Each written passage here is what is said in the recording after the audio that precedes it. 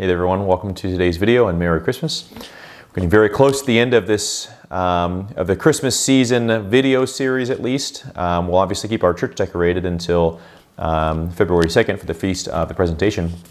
But today we celebrate a great saint, St. Gregory of Nyssa. St. Gregory's grandparents were actually martyrs for the faith, and so he grew up with his mom, telling them stories, him and his siblings, of stories of heroic love of her parents. St. Gregory has a few brothers that became bishops and became saints. He has a sister that also became a saint. St. Gregory actually got married and lived a faithful married life, and somehow at some point his wife died. We don't exactly know why, but we have some letters that people wrote to him offering their condolences for the loss of his wife. He was persuaded at that point to go on and become a bishop, and he was sent to Nyssa, where he was sent there to be the bishop of. Christianity was not totally legal at that point, and he was at some point sent off to kind of just essentially be a vagabond and wander from town to town. And he did it very faithfully and just preached the gospel.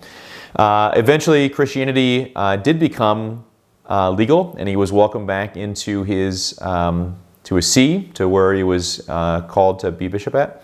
He was known to be a part of a few different councils that also helped to develop the Trinity and a few other major doctrines within the church.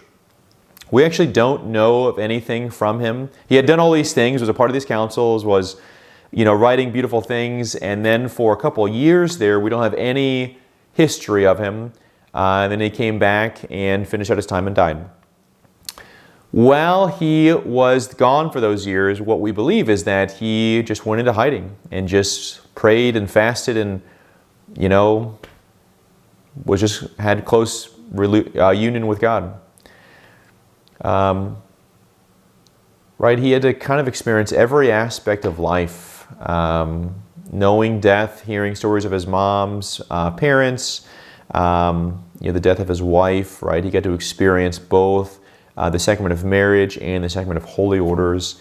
He got to be surrounded by holiness, but then was still sent into difficult times. He experienced, I'm sure, loneliness and wonder, and still found ways to find union with God. This Christmas season, as we're getting close again to liturgically the end of the Christmas season, we have to make sure we're still, regardless of what we're surrounded by, still finding union with God. Don't miss out on the grace of these last few days of the Christmas season. God still wants to find some time with you. Merry Christmas, and God bless you.